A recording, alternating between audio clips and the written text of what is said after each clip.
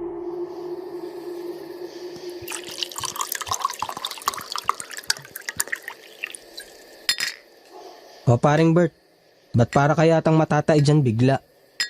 O, tagay mo na.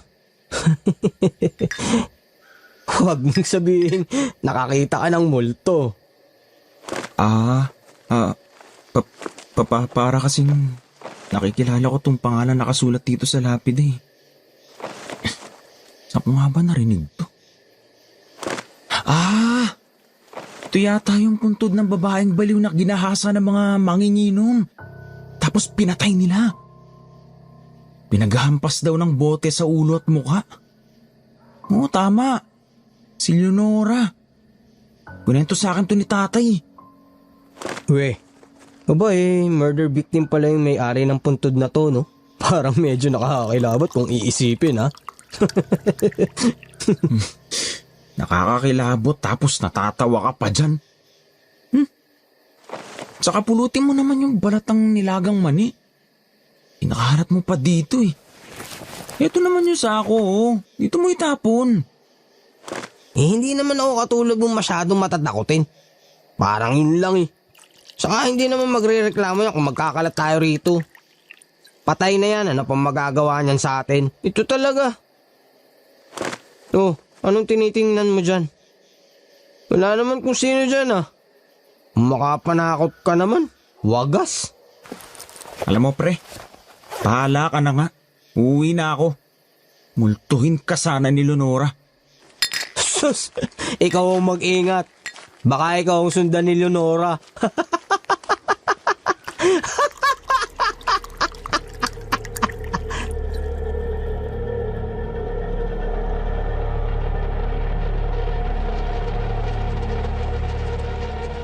Iiling-iling pa raw po si tatay noon na bumaba sa nicho ni Leonora.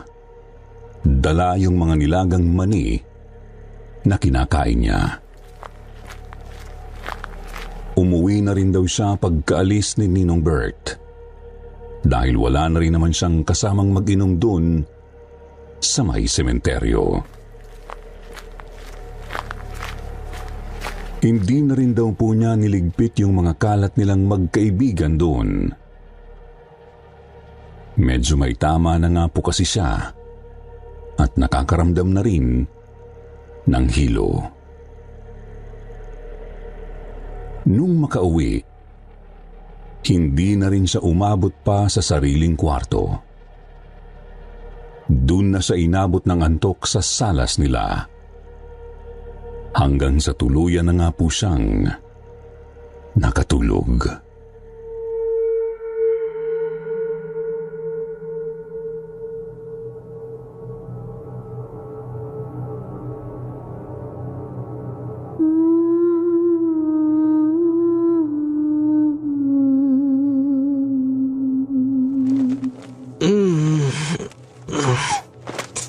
Sino ba yung maingay na yun? Natutulog yung tao eh. Ay, sino ba kasi yun? Walang tao sa labas ah. Nanay! Ate! Sino ba yung kumakanta?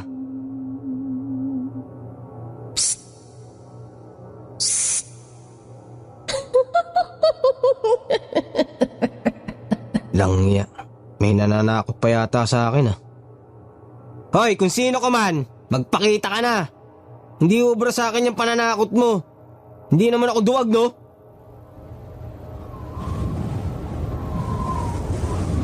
Ba't bigla yatang lumamig dito sa salas? Hindi naman nakabukas yung bintana. Tumatayo pa balahibok. Ano ba nangyayari sa akin? Nahawa na yata ako sa kaduwagan ni Bert. Makalipat na nga lang sa kwarto.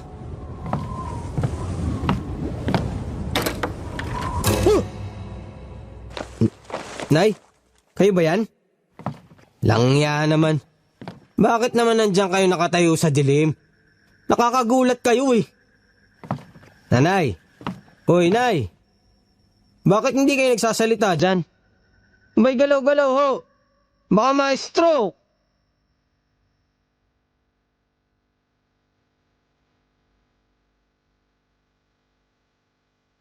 Takang-taka raw po si tatay ng mga sandaling yun kasi hindi pa rin gumagalaw si Lola sa pwesto nito. Nakatayo lang talaga ito sa dilim. Tapos medyo natatabunan pa ng buhok yung mukha. Ang naisip nga raw po ni tatay nung una ay baka sinusubukan lang siyang takutin ni Lola noon. Mag-uundas na po kasi at uso naman sa lugar nila ang takutan. Pero nang makailang minuto ng ganun ang pwesto nito, dun na medyo na alarma si tatay.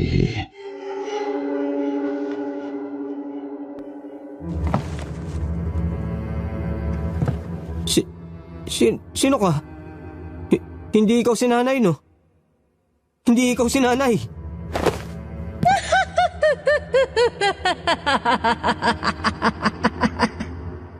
Mamamatay kang lasinggero ka. Papatayin kita! Papatayin kita! Ha? Sino kung babae ka? Paano ka nakapasok dito sa bahay namin? Mamamatay ka. Papatayin ko kayo.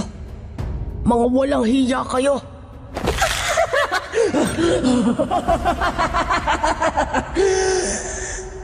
Mamamatay ka! Anong ginagawa mo? Huwag ka lalapit! Diyan ka lang! Binabalaan kita! Huwag ka lalapit! Kundi sasaktan kita! Talagang nagtayuan daw po noon ang mga balahibo ni tatay sa katawan habang nakikita niyang humahakbang papalapit yung babaeng kanina lang ay nakatayo sa dilim. Atras daw noon ng atras si tatay at talagang unti-unti na siyang nilulukob noon ng takot. Pero ang mas nagpangatog daw talaga nun sa tuhod niya ay nang sa wakas po ay huminto yung babae sa tapat ng bintana. Doon ay tumatagos ang liwanag ng buwan. Kitang-kita raw po kasi ni tatay ang wasak nitong mukha na animoy pinaghahampas ng kung ano. Puno rin ng dugo maging ang bandang likod ng ulo nito. Kita rin daw ni tatay ang masamang titig ng babae sa kanya, yung tipo ng tingin na parang isinusumpa ka na, yung tingin na punong-puno ng galit. Doon na raw nanigas sa kinatatayuan niya si tatay. Bigla raw siyang naistatwa at halos maihina sa shorts niya nang biglang iniangat ng babae ang dalawang braso at sa isang iglap ay nakarating na ito sa mismong harapan ni tatay. Ilang pulgada na lang daw ang layo ng mga mukha nila nang maramdaman ni tatay na may malalamig na kamay na humawak sa leeg niya na maya-maya pa ay unti-unting humigpit ang pagkakahawak ng babae sa leeg ni tatay. Sinasakal siya. Mamamatay ka! Bitiwan mo ko! Mamamatay ka! Papatayin kita! Papatayin kita! Bitiwan mo ako! Sino ka ba? May atrasa ba ako sa'yo? Oh, sino ka?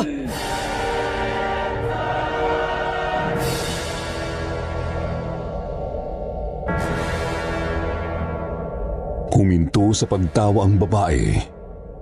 Biglang ngumiti ito kay tatay.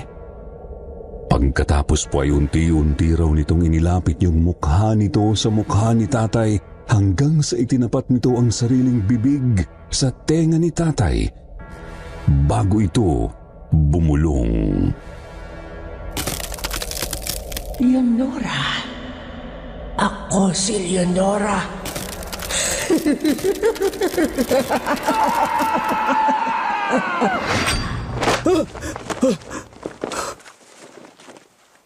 Panaginip?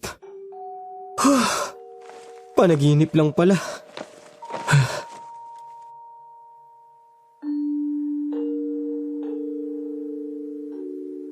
Naalimpungatan daw si tatay noon na habol-habol ang hininga niya. Tagaktak din daw ang sobrang pawis sa katawan kahit na bago pa lang namang sumisikat noon ang araw. Akala niya talaga, binabangungot lang siya kaya't tumayo raw po noon si tatay mula sa pagkakahiga sa sofa. Pupunta sana sa kusina at iinom ng tubig. Pero nanlaki ang kanyang mga mata nang mapalingon sa malaking salamin nilang nakasabit sa pader papuntang kusina. Agad niyang nakita yung mga bakat at pasa sa leeg niya na nangingitim na. Hugis mga daliri. Bakas ng pagkakasakal sa kanya ng babaeng baliw. Dahil daw po doon, Sir Jupiter, dali-daling bumalik si tatay sa sementeryo kung saan sila nag-inuman ni Ninong Bert. Pinagpupulot niya yung mga kinalat niya dong balat ng nilagang mani, tsitsaron, saka yung mga bote ng alak na nagkalat doon sa puntod ni Leonora.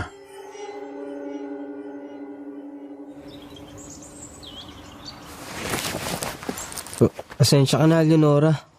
Hindi ko na uulitin. Pakiusap ko lang sa'yo, huwag ka nang magpapakita ulit sa akin. Hoy! Ay, multo! Multo? Anong multo eh? Akala ko ba hindi ka naniniwala dun? Ha? Kasi... Pakita sa'yo si Leonora, no? Oo. Paano mo nalaman?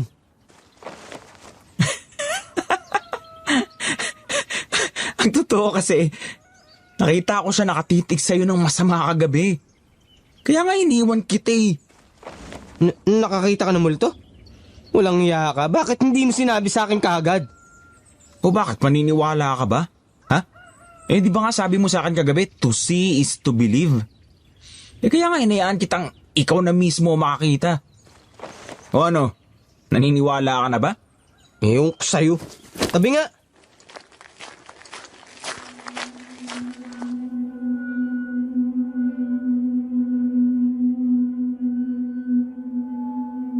Nahihiya lang daw po talagang umamin si tatay noon kay Ninong Bert.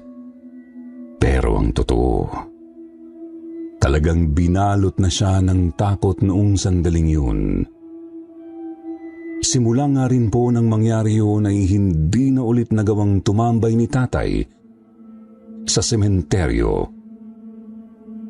Lalo pa at natatanaw pa rin niya si Leonora sa may nitsu nito.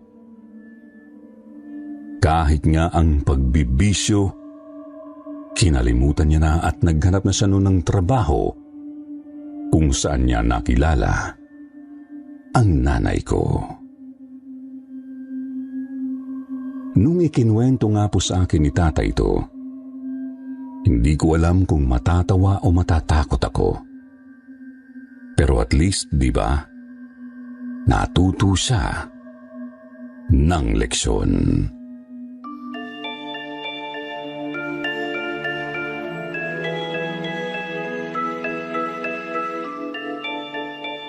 Kisame.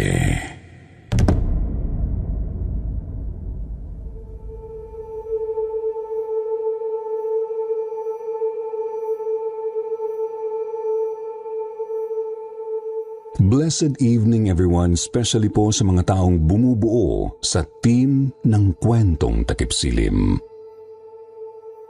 Kasama na po kayo, Sir Jupiter. Tawagin niyo na lang po ako sa pangalang Arlo, 33 years old, writing from Caloocan City.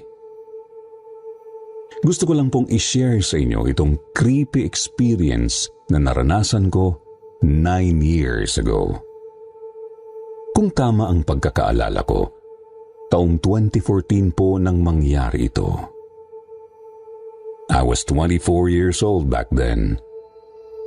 Parte na po ng tradisyon ng angkan namin na magkaroon kami ng reunion tuwing sasapit ang undas. At doon namin ito ginaganap sa family mausoleum namin sa La Loma Cemetery kung saan nakalibing ang lolo at lola ko. Habang nagtitipon-tipon yung family and relatives ko nun sa loob, di na ako mapakali. Gustong-gusto ko na talagang magyosi noon, kaya lang po ay medyo nahihiya akong magpakita ng bisyo sa mga kamag-anak namin. Kaya lumabas na lang muna ako at nagpunta sa likod ng musoleo para doon na nga lang ako manigarilyo.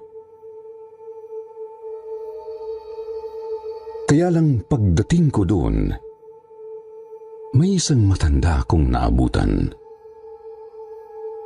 Umiiyak siya habang nakaupo doon sa bench na katabi ng isang nicho na medyo luma na at masukal na yung paligid. Medyo nagulat pa nga ako noon kasi hindi ko alam na may puntod pa pala sa parting yun. Dahil nga po masyado na yung tago at masukal.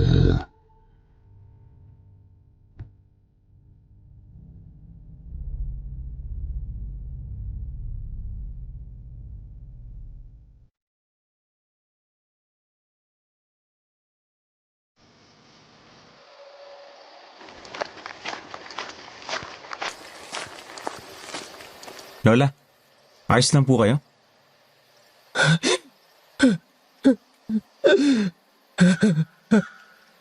Ito pong panyula. Oh. Hindi yan ang kailangan ko. Ganun ba? Ay, ano po bang kailangan nyo? Baka makatulong ako. May kandila ka ba riyan? Yun lang ho bala? Naku, marami ho kami dun sa loob. Mamaya ho pagkatapos ko magyosi, kukuha ko kayo. Talaga? Pangako yan ha? Maraming salamat sa iyo, iho. Oo naman ho. Wala ho yun, Lola. Ano nga hong pangalan nyo?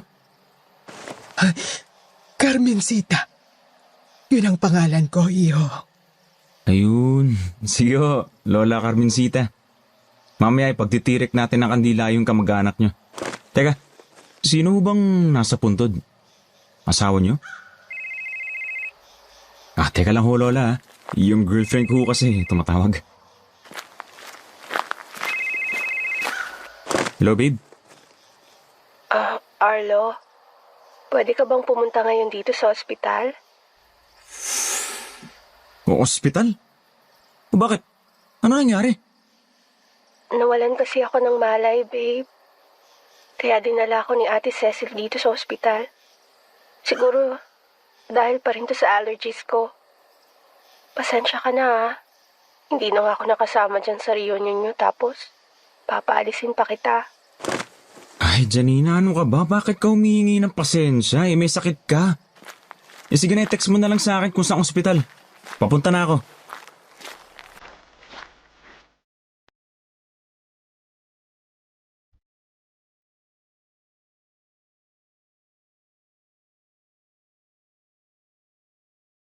Nag-alala talaga ako noon sa girlfriend ko, Sir Jupiter, dahil yun na po yata ang pangalawang beses na nawalan siya ng malay sa week na yun.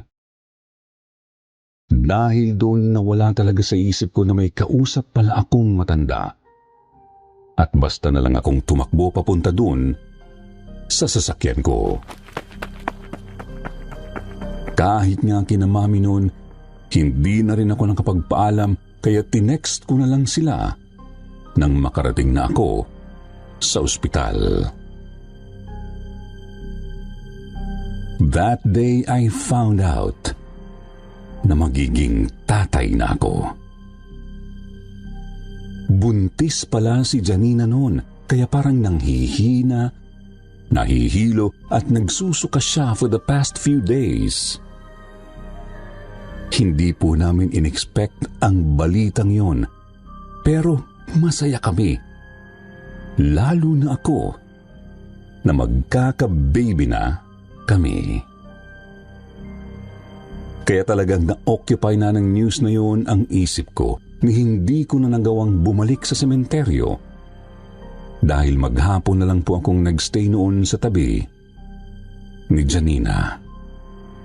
I completely forgot about Lola Carmencita. Pero hindi ho yun nagtagal.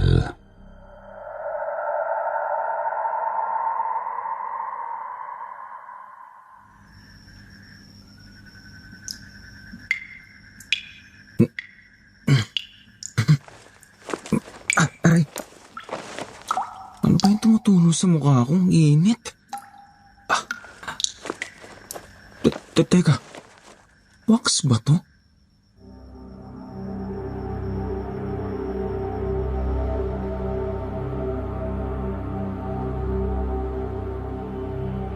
November 2, 2014. All Souls Day. Kauuwi ko lang noon galing sa paghahatid kay Janina from hospital pauwi sa bahay nila nang makaidlip agad ako pagkahiga ko pa lang sa kama. Kukuha lang kasi dapat ako ng damit, then babalik ako sa kanila para bantayan ulit siya all day. Kaya lang, nakatulog nga ako. Nung naalimpungatan na ako at nakumpirma kong wax nga yung mainit na tumulo sa mukha ko, kaya napatingala ako. At ganun na lang talaga ang sobrang gulat ko nang makita kong sobrang daming kandilang nakadikit sa ibabaw ng kisame ng kwarto ko.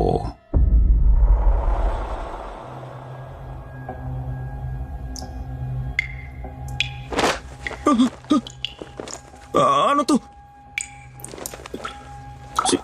Sino naglagay ng mga to sa kisame?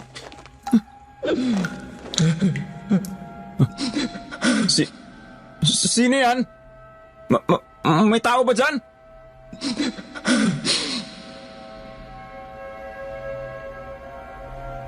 Pagbukas ko pa lang ng pintuan noon, Sir Jupiter, talagang naggulat na lang ako kasi sobrang lamig agad ng hanging sumalubong sa akin sa salas.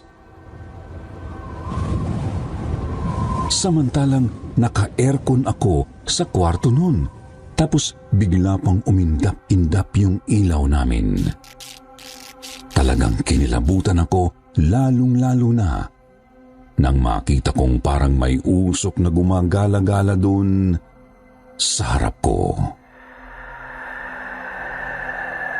Doon pa lang, Sir Jupiter, alam kong minumulto ako. Ang hindi ko lang sure ay kung bakit at sino ang nagmumulto sa akin. Basta ang alam ko lang noon, pamilyar yung tunog ng pag-iyak na naririnig kong umi-echo sa bahay namin. Hanggang sa maya-maya, bumaba na rin sina Mama at Papa, pati yung dalawang kapatid ko mula sa taas.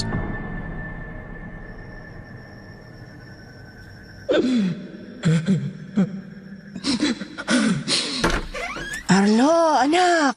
Sino ba yung umiiyak? Kasama mo ba si Jinky? Nag-aaway ba kayo? Naririnig nyo rin ho? Aba, malamang anak. Nasa isang bahay lang naman tayo. Ang ibig ko hong sabihin, ma, hindi ko ho kasama si Janina. Hindi rin ho siya yung umiiyak. Kanina ko pa nga rin ho hinahanap kung sino yun eh. Ano ka mo?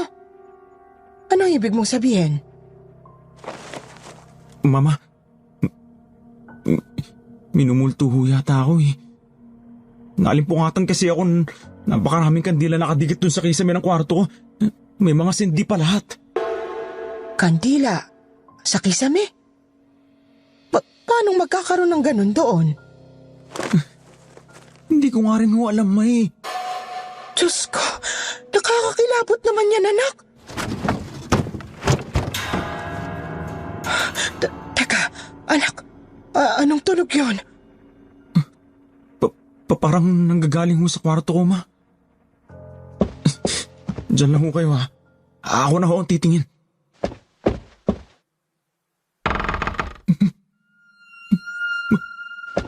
May matanda. May matanda nakabigti sa kwarto ko.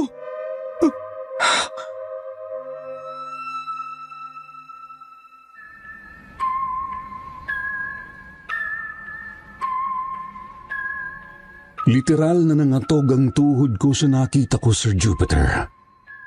Napaupo pa nga ako sa sahig nun sa tapat ng pintuan ng kwarto ko dahil sa sobrang takot.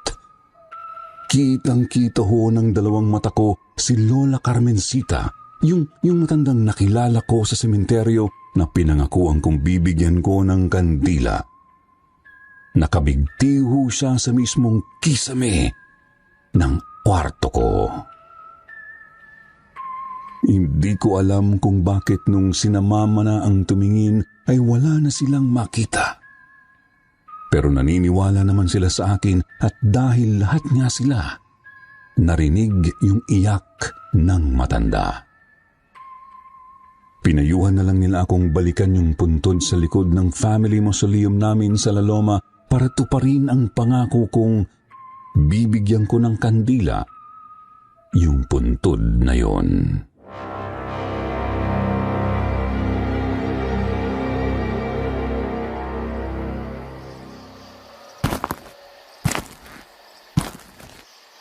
Carmencita del Rosario. Palang totoo yung pangalan, Lola. Pasensya na ho kayo kung nakaligtaan ko pa rin yung pangako kong pagtitirik ko kayo ng kandila. Sorry ho.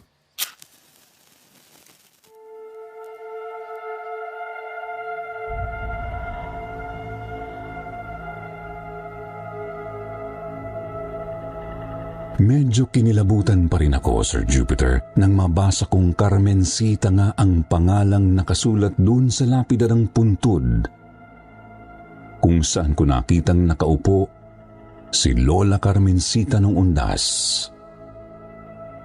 Although medyo inexpect ko na yon, hindi ko pa rin naiwasang matakot sa isiping nakausap ko ang multo ng isang matanda.